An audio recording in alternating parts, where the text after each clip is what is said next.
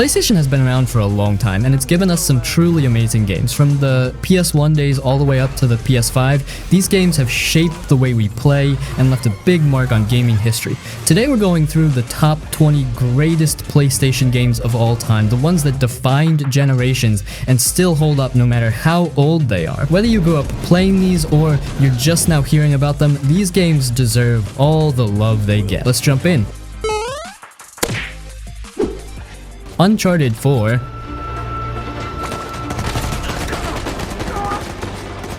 And if you have been playing the Uncharted series since the starting days, you must know how big of an influence these amazing games had as a whole on the newer PlayStation games, especially Uncharted 2. And here we are going to talk about the best of all, well, at least for me, which is Uncharted 4. This game still plays and looks like it could be a next-gen title. The fluid animations, the set pieces, the pacing, everything was perfect. It's the last big chapter for Nathan Drake, and you can feel that from the start. He's not the young, wild guy he used to be. He's older now, trying to live a quiet life with Elena, but deep down, you know he misses the thrill. So when his brother Sam shows up asking for help, Nate jumps back in. One more adventure. And honestly, it's his best one. The game takes you all over the world, from muddy jungles to crazy pirate ruins, and every place looks insane. And you know that jeep chase in Madagascar is still one of the coolest moments in any game. And the whole pirate treasure hunt thing, it just keeps getting bigger and crazier as the game goes on.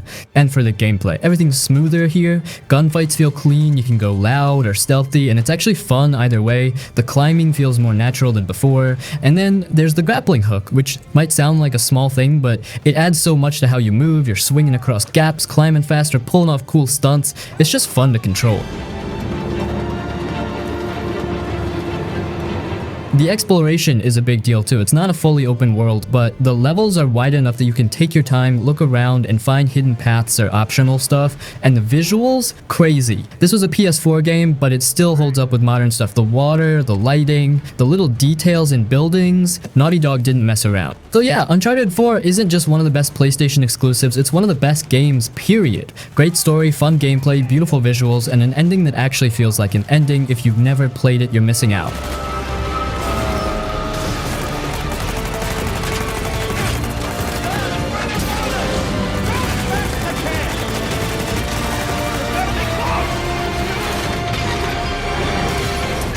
God of War Ragnarok.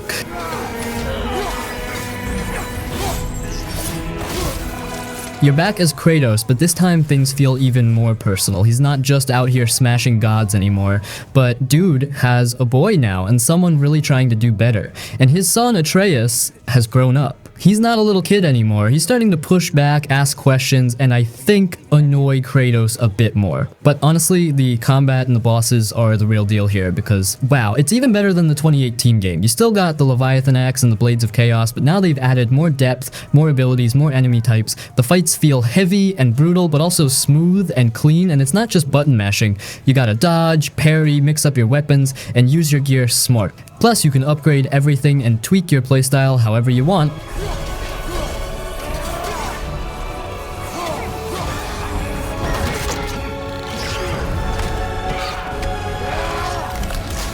And man, the boss fights, absolutely wild. You'll fight giant beasts, angry gods, powerful warriors, and each one feels different. The Thor fight early in the game alone feels like something that would have been a final boss in most games, and that's just the start. The world design is also next level. You get to explore all 9 realms this time, each one looking and feeling totally different, from snowy forests to lava-filled caves to magical floating lands. The art direction is gorgeous. It's not open world, but the levels are huge and packed with secrets, puzzles, and side quests. And speaking of side quests, they're actually worth doing. They're full of good writing, character moments, and sometimes even full-on story arcs. Now it's yours. Enjoy. And of course, the presentation is insane. The music, the voice acting, the camera work, it's all top shelf. The whole game is done in that one-take camera style, like the last one, and it makes everything feel seamless. No loading screens, no breaks, just smooth, non-stop storytelling and action.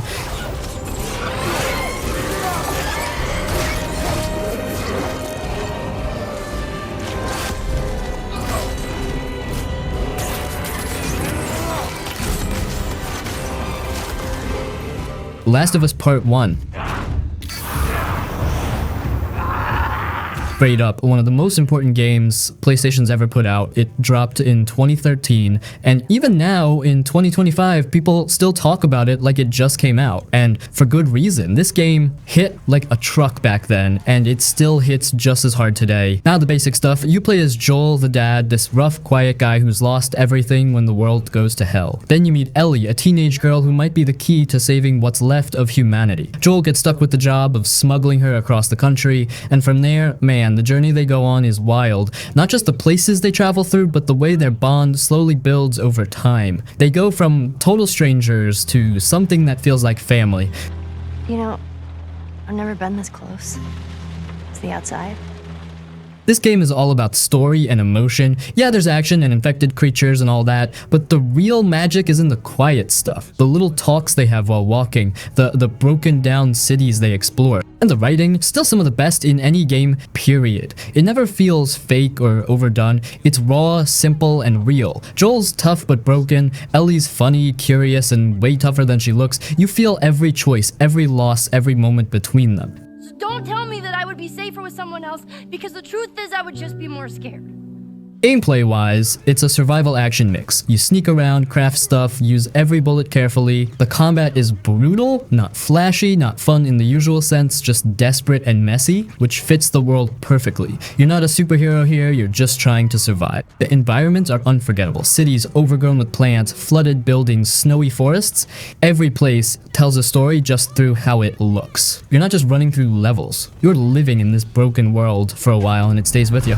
You make every shot count. I got this. Metal Gear Solid.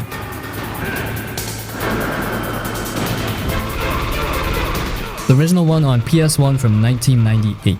This game wasn't just ahead of its time, it was from the future, bro. Like, people were still out here jumping on mushrooms and spinning around collecting coins. And then this game shows up with full voice acting, cinematic cutscenes, and a story that felt like a full-on movie-like thriller. You play as Solid Snake, this quiet, no-nonsense soldier who's sent on a mission to stop a group of terrorists threatening to launch a nuclear weapon. Sounds simple, but man, the story goes deep. You're sneaking through this cold Alaskan base called Shadow Moses, and every new section adds another twist, another reveal, another crazy boss, and by the end, your brain is basically fried from how much went down.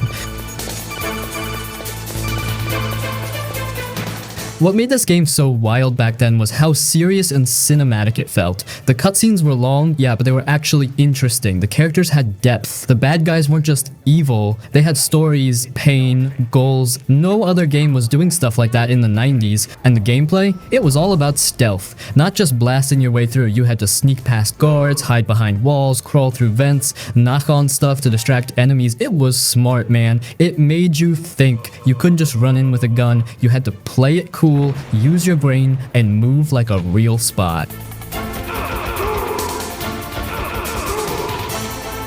Even little things were ahead of the curve. The game used sound in smart ways, like guards could hear your footsteps on certain floors. You'd leave footprints in the snow and they'd follow them. It was stuff that barely even exists in modern games sometimes, and this was on the PS1.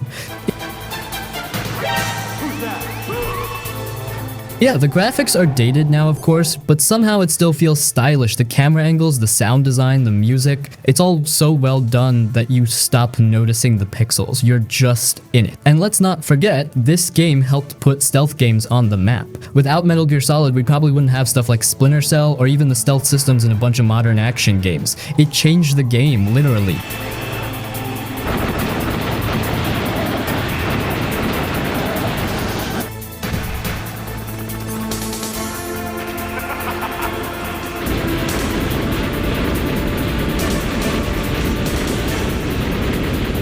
Uncharted 2 Among Thieves.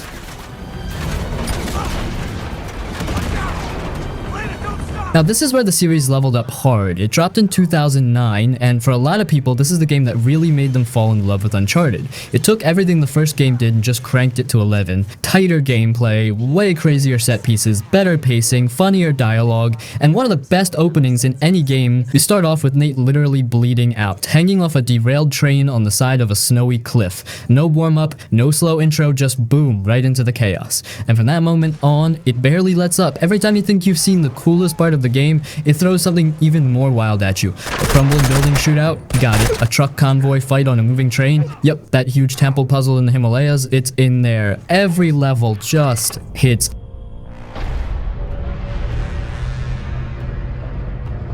But what made Uncharted 2 so special wasn't just the action. It was how smoothly it mixed everything together. Story, combat, platforming, humor. You go from a quiet moment where Nate's just chatting with Elena to a high-speed chase through a war-torn city, and it all flowed like a movie. But with you in control the whole time. The characters were better this time too. Chloe got introduced, wild, smart, kinda shady, a perfect match for Nate's chaotic energy. Elena came back and you could feel the tension between them, and Sully is still Sully, always a legend. The writing is funny, natural, and doesn't try too hard, it just works. Combat got cleaned up, stealth was added in a simple but fun way, and the climbing felt way more fluid. It was the first time it really felt like Nate could go anywhere, hang off anything, shoot while moving, and still look cool doing it. It just felt better to play in every way.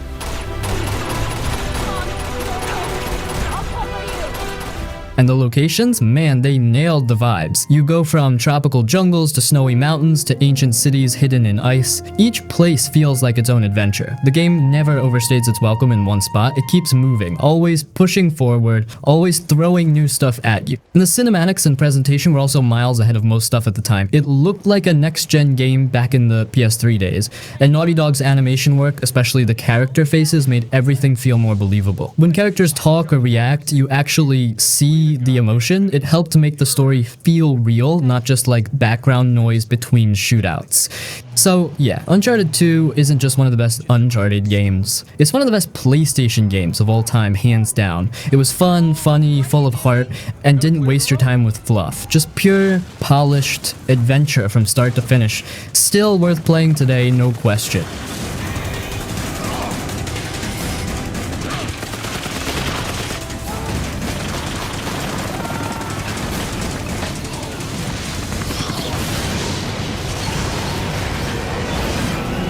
Shadow of the Colossus.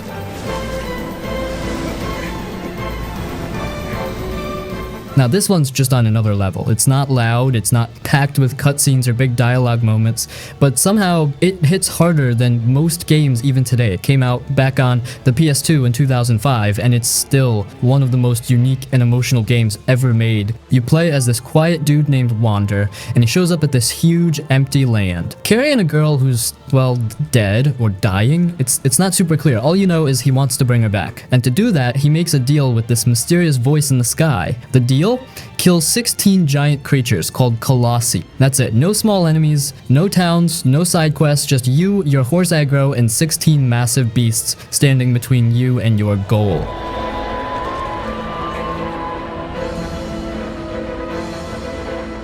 And that's what makes this game so different. Every fight is like a boss battle, but also like a puzzle. These colossi are huge, like moving mountains.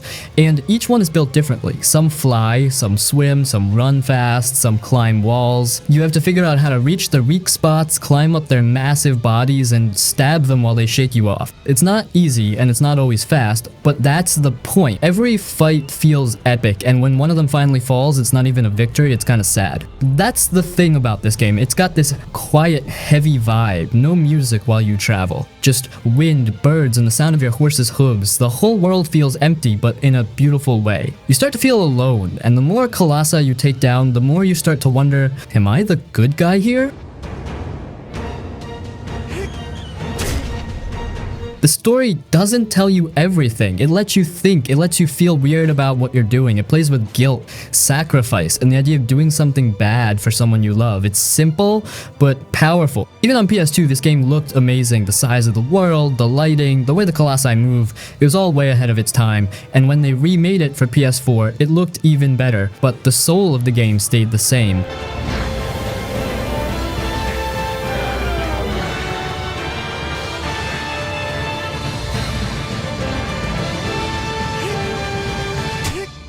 Final Fantasy VII Original. Alright, Final Fantasy VII, the original one from 1997. This game straight up changed everything, not just for Square before they were even called Square Enix, but for the entire gaming world. Like, when people talk about games that changed the industry, this is one of the first ones that comes up, and it totally deserves that spot. For this, Final Fantasy was mostly big in Japan. The earlier games were cool, but they didn't really blow up worldwide. Then FF7 comes along on the PlayStation 1, and boom, now everyone's talking about RPGs. This was the game that made tons of people try the genre for the first time. It opened the door for all the JRPGs that followed, especially in the West. Let's talk about why it hit so hard. First off, the story. You play as Cloud, this quiet mercenary with a big sword and a messed up past. He joins this rebel group called Avalanche to fight a huge company called Shinra that's draining the planet's energy, but it's not just a simple good versus evil thing. The story keeps twisting and growing, turning into this huge emotional roller coaster with deep characters, personal trauma, and one of the most iconic villains ever, Sephiroth. Then there's the graphics. Yeah, they look rough now, but in 1997, they were mind-blowing. Those pre-rolled backgrounds, the full 3D models, the cutscenes, it was like watching a movie. It made games feel bigger, like they weren't just for kids anymore. This game proved that video games could be epic, cinematic, and emotional all at once. And of course, the music. Nobuo Uematsu went off on this one. Every track is a banger. From the battle themes to Aerith's theme to the final boss music, people still listen to this soundtrack today. It's legendary. FF7 also helped Square go from a cool little RPG company to a global powerhouse. This was their biggest hit ever at the time, and it basically locked Square in as one of the kings of the JRPG world. Without FF7, there's no Kingdom Hearts, no FFX, maybe not even Square Enix as we know it now. It was that big of a deal.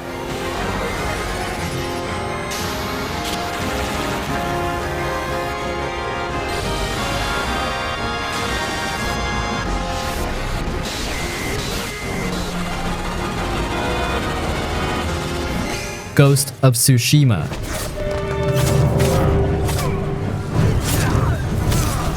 Man, this game was something else. It dropped in 2020, right at the tail end of the PS4 era, and honestly, it felt like a love letter to classic samurai films, open world games, and just pure visual beauty. But what really made it stand out was how polished and respectful it was to the culture, the vibe, and the player. You play as Jin Sakai, a samurai on the island of Tsushima during a Mongol invasion. At first, Jin's all about honor and tradition, fighting the right way. But as things fall apart, he starts realizing that sticking to the old ways isn't enough to save his people. So he slowly becomes the ghost, sneaky, smart, and deadly. It's this constant back and forth between doing what's honorable and doing what's necessary that gives the story so much weight.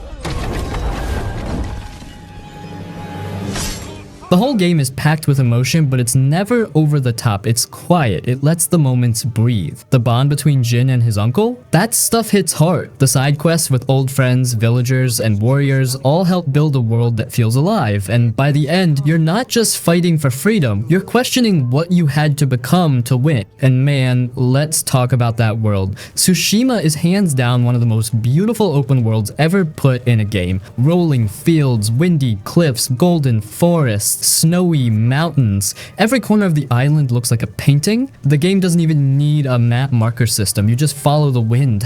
Like, that's genius. No clutter, no hand-holding, just nature guiding you.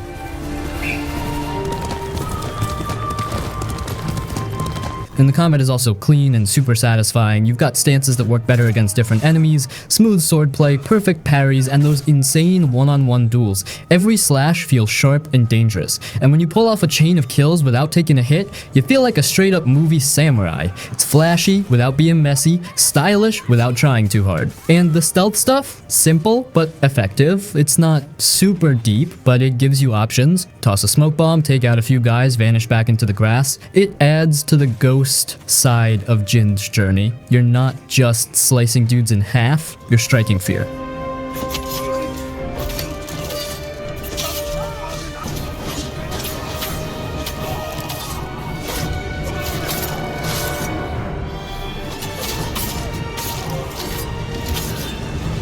Demon's Souls Remake.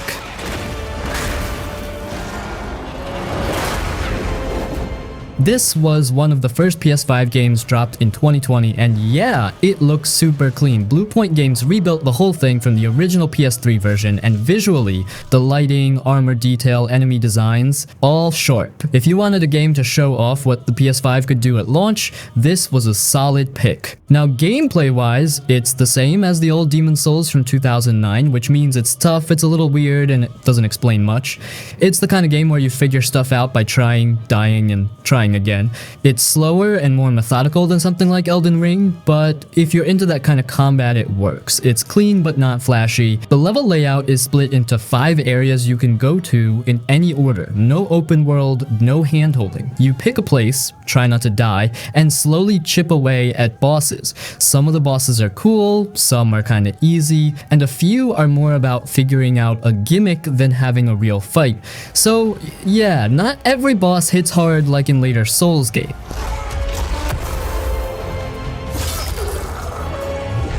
The atmosphere is pretty solid though. It's quiet, dark, a little creepy, and has this lonely vibe that works well. Story's there if you go digging, but nothing in your face. And that's fine, it's more about the world than the plot anyway. But real talk, it's not for everyone. If you're new to Souls 2 games, this one might feel kinda dated or punishing, and compared to newer From Software games, it's definitely a bit stiff. There's no big upgrades to the design, just prettier graphics, so if you weren't already into the Souls style, this one's probably not gonna change your mind. Still, if you want a solid, challenging game with a cool vibe and no bloat, Demon's Souls Remake is worth checking out. It's not some all-time masterpiece, but it's a good, clean remake of a game that helped start a whole genre. Not bad at all, just don't expect fireworks.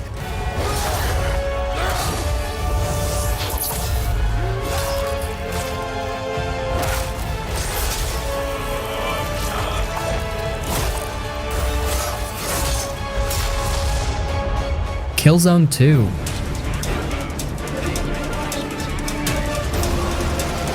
Now this one was Sony's big push back in the PS3 days, to show the world they could do a serious, gritty FPS that stood up next to stuff like Halo or Call of Duty. And for the time, it actually hit pretty hard. Dropped in 2009, Killzone 2 looked crazy good. Like, this was the game that made people go, wait, the PS3 can do this? The lighting, the rain effects, the explosions, everything had that thick, gritty war feel. It was one of the best looking console shooters at the time, hands down.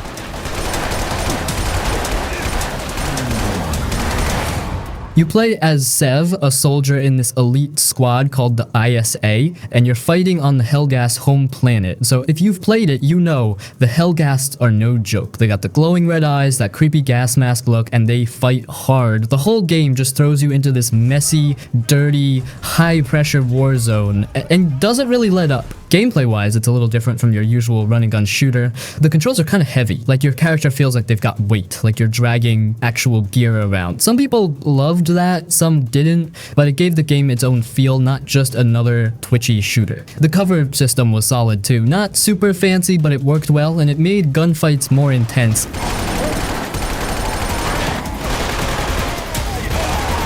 One of the things Killzone 2 really nailed was the atmosphere. Everything felt loud, chaotic, and real. The voice acting was solid, the music had that military vibe, and the whole game just had this serious tone. No jokes, no over-the-top stuff. It was straight up war. Story-wise, it wasn't anything mind-blowing, but it got the job done. It was mostly about pushing deeper into enemy territory and dealing with how ugly and pointless the whole thing felt. It's not trying to make you feel like a hero, it's more about surviving and doing your job. So yeah, Killzone 2 might not get talked about as much now, but back then, it was a big deal. Not perfect, but it had its own style, looked amazing for the time, and gave PlayStation fans something serious in the FPS space, still worth remembering as one of the more underrated shooters in the PlayStation lineup.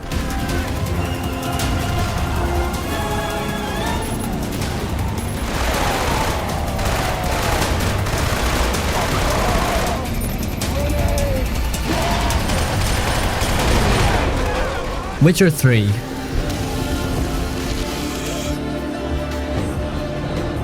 But yeah, it wasn't a PlayStation exclusive, but let's be real, this game defined that whole PS4 generation. It came out in 2015, and even now, in 2025, people still point to it as one of the greatest RPGs ever made, and for good reason. The thing that really made Witcher 3 stand out was the writing. Every quest, even the random side ones, felt like it mattered. You're not just collecting junk for XP, you're solving murders, breaking curses, making moral decisions that actually mess with you later. And the dialogue, it's real, it's sharp, and it never feels robotic. You actually care what people are saying. Take it in your arms, quick. And if it goes Garrity, it'll bite us in the arse before we know it. Keep screaming and it will turn rabid. The world was massive, but it wasn't just big to be big. From Novigrad to Skellige, every area had its own look, its own vibe, and its own problems. You'd ride around on your horse roach, just soaking in the world, doing side quests, getting lost in forests, and stumbling into trouble. It was open world done right, no fluff, just meaningful stuff everywhere. The combat wasn't the greatest ever, but it worked fine. You had swords, potions, spells, and signs, enough tools to feel like a skilled fighter, but honestly, the real strength was in the stories and choices. There were no clean answers. You could try to help someone and still make things worse. That kind of gray area storytelling hit different.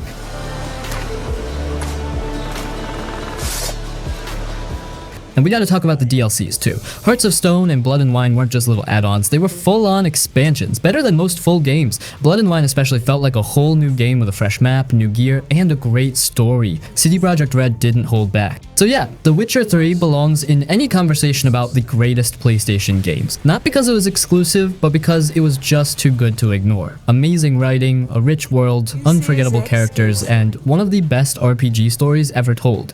It shaped the whole generation and still holds its ground years later. Now don't fuck this up.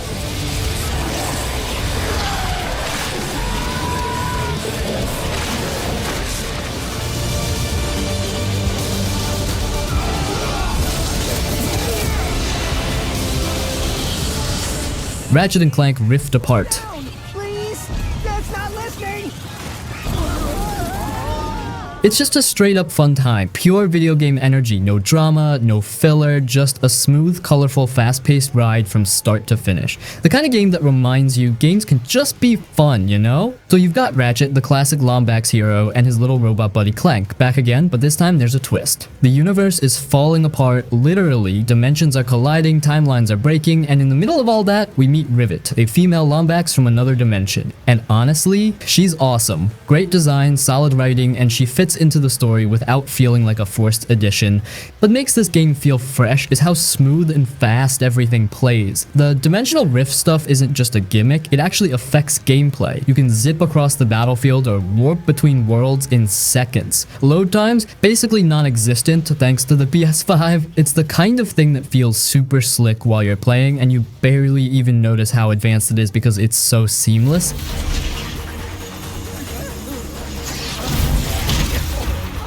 Visually, this game is wild. It looks like a Pixar movie. Like, legit. The lighting, the particle effects, the animation, all crazy polished. It's probably one of the most colorful and cleanest looking games on PS5 to this day. You can pause it at any point and it'll look like a promotional screenshot. It's that polished. Gameplay-wise, it's a mix of third-person shooting, platforming, and just blowing stuff up with a ton of weird creative weapons. You've got guns that turn enemies into plants, ricochet balls, pixelators, lightning shotguns. It's not just about damage numbers, it's about having fun with what you use. The weapon variety is what makes combat never feel stale. And the best part? The pacing. No bloat, no dragging, you jump into the action, the jokes land, the worlds are beautiful and different, and everything just flows. It doesn't try to be more than it is, it's a good time with great vibes and a lot of heart. So the story is not deep or emotional like God of War or Last of Us, but that's not what this game's going for. It's light, it's adventurous, and it's got just enough personal moments to make you care about Ratchet, Clank, Rivet, and even Kit, another cool new character. You are very strange, Ratchet. I've been told that a time or two. Team? Perhaps. Just this once. Yes, I will try. Spider-Man 2018.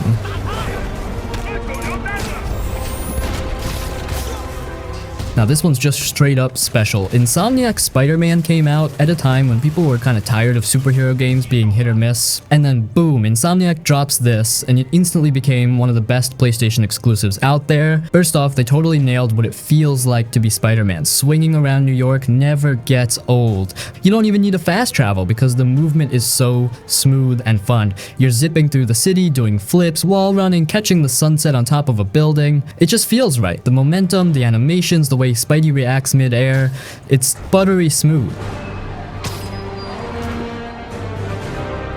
Combat's super clean too. You've got a mix of punches, dodges, web gadgets, and environmental takedowns. It's kind of like the Batman Arkham system, but faster and flashier. You can launch enemies into the air, web them to walls, throw objects around. It keeps fights exciting without feeling overwhelming, and as you unlock more moves and suits, it just gets better and better. But here's the real reason Spider-Man 2018 deserves a spot among the greatest PlayStation games: the story. They didn't just slap together a bunch of villains and call it a day. This version of Peter Parker has been Spidey for 8 years. He's older, smarter, and already juggling that tough balance between saving the city and dealing with his own life falling apart. The writing is solid, emotional, and honestly kinda hits you in the feels sometime.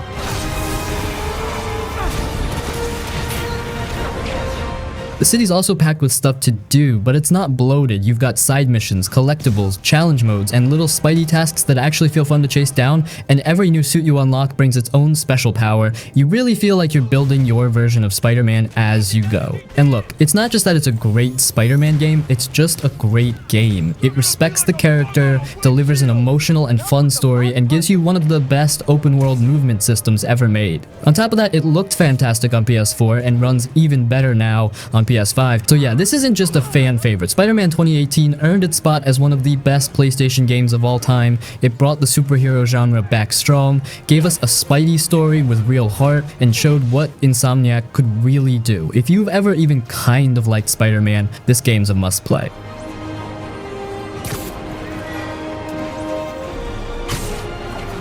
Shipping containers.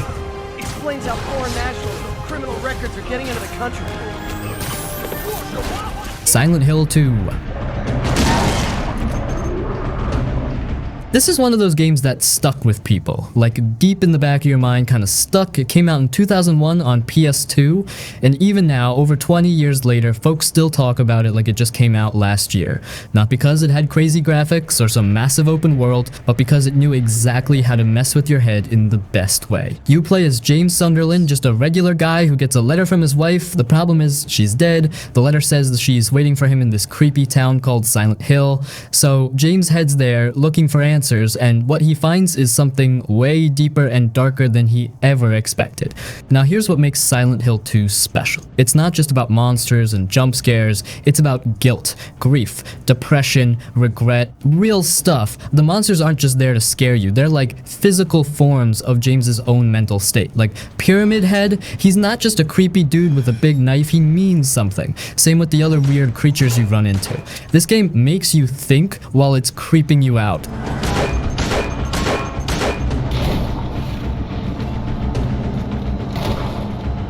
The whole vibe is just off, in a good way. The foggy streets, the messed up apartments, the static from your radio when something's near. It builds this tension that never really goes away. You feel uneasy the entire time, even when nothing's happening.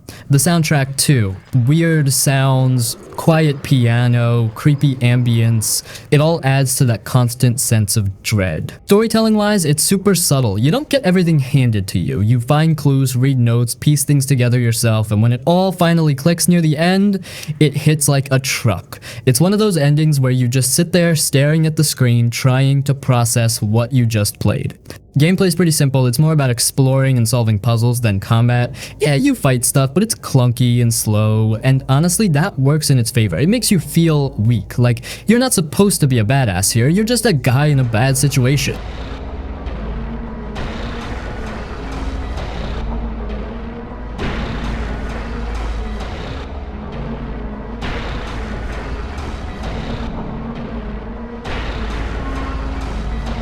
Red Dead Redemption 2.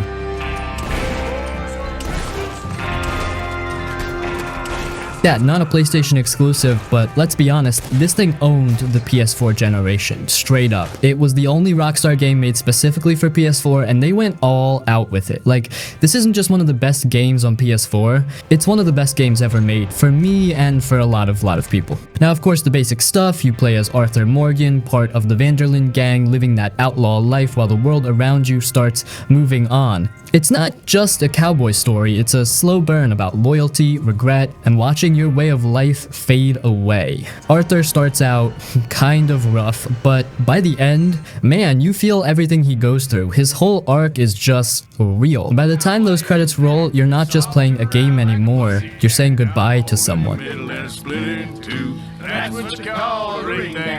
The writing's top-notch, no doubt. Every member of the gang feels like a real person. Dutch, Hosea, John, Sadie, Micah, they all have depth. The campfire convos, the little side interactions, the way things change over time, it's all so detailed. Rockstar didn't just write a story, they built a whole living world that reacts to what's happened. And speaking of the world, this game's world building is insane. You've got forests, swamps, snowy mountains, dusty deserts, fancy towns, broken down farms. It all feels alive. Animals roam around, weather changes everything, NPCs have full schedules and react to your actions. You can ride for hours and still find stuff you've never seen. It's probably the most believable open world ever made. Hi there, mister. Hey there. Hello. Hey there, mister. Gameplay-wise, yeah, it's slower than most modern stuff, but that's the point. It's not about rushing through missions. It wants you to live in the moment. Take care of your horse, hunt for food, clean your guns, shave your beard. It's all little stuff, but it adds up and makes the world feel real. You're not just blasting through a checklist, you're living Arthur's life. And visually, even now in 2025, Red Dead 2 still looks better than most new games. The lighting, the animations, the way the mud clings to your boots or how snow reacts to your footsteps, it's all next level. The amount of detail is just unreal. What matters? Do as you're goddamn told. It is us or him. Jak and Daxter, the Precursor Legacy. Jak and Daxter, the Precursor Legacy. Now this one's a classic. Dropped in 2001 on PS2, and back then, it was a big deal. This was Naughty Dog's next big move after Crash Bandicoot, and they came in swinging with a brand new world, smooth platforming, and characters that had actual personality. So you play as Jak, this quiet dude, literally doesn't talk in the first game, and your best friend Daxter, who got turned into a little orange Otzel, part otter, part weasel. From the jump, the game's got this light, fun, Saturday morning cartoon vibe, but the gameplay was what really made it shine.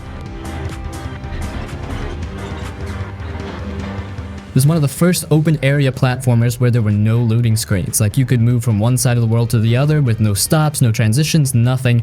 Back in 2001, that was crazy impressive. It felt seamless and natural, and it helped the world feel alive. Villages, beaches, jungles, all connected, all full of stuff to explore. The platforming was super clean, jumping felt tight, movement was smooth, and the camera didn't fight you. You had to collect the power cells by doing little challenges, exploring hidden spots, or solving puzzles. Kinda like Banjo-Kazooie or Mario 64, but with that early 2000s PlayStation flavor. The controls were so responsive that just moving around felt fun, which is key in any good platformer. And visually, it looked really good for the time. Bright colors, cool animations, fluid movement. Naughty Dog pushed the PS2 hard with this one. The art style made it age better too. Still looks decent even today. The game also introduced ego powers, different colored energies that gave you temporary boosts, speed, strength, jumping, stuff like that. It added some spice to the platforming and made the world feel like it had this weird ancient power running through it. But maybe the best part? Daxter. He carried the dialogue and personality in this game. He's funny, loud, a little annoying, in a good way, and always throwing out one-liners. Jak didn't talk, so Daxter kept things interesting and gave the game a lot of its charm. So yeah, Jak and Daxter, the Precursor Legacy is one of those games that helped define early PS2. It was the start of a great series, it showed off what the new hardware could do, and it was just a fun, polished platformer with style. Even now, it holds up pretty well, and it deserves a spot on any list of the greatest PlayStation games, especially from that PS2 golden era.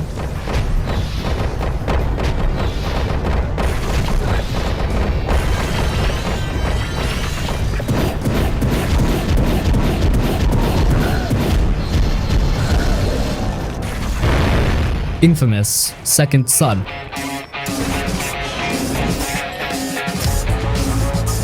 This one dropped in 2014, early in the PS4's life, and it was one of those first games that really showed people, yo, this is what next gen can look like now. It was super slick, super pretty, and yeah, even today it still holds up pretty well.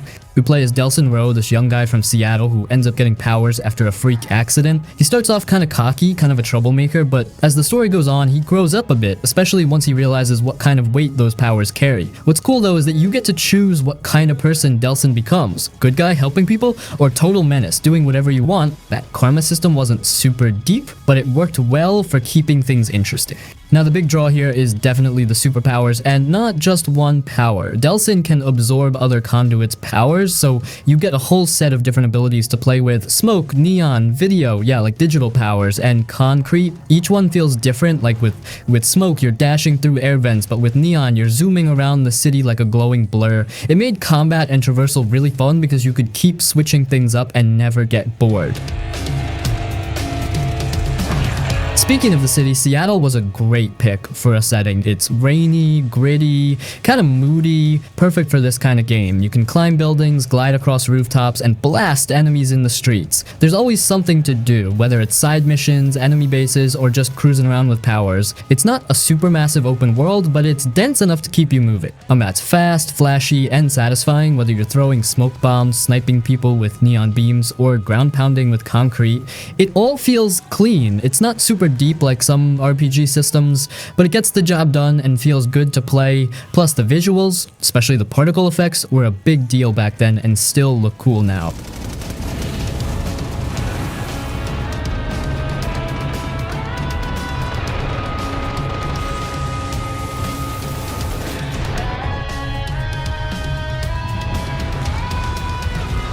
Also now, before ending the video, here are some honorable mention. Crash Bandicoot Warped.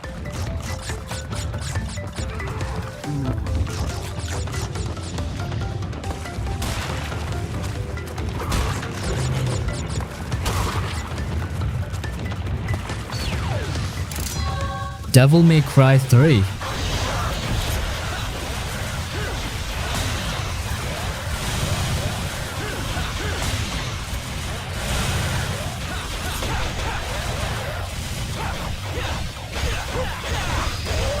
Metal Gear Solid 3 Snake Eater.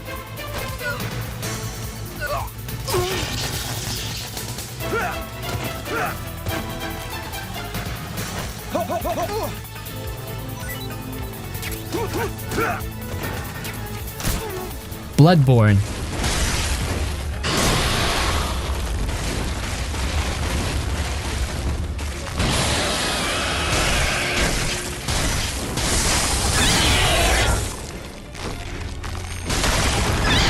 Horizon Zero Dawn. You will become the hunted.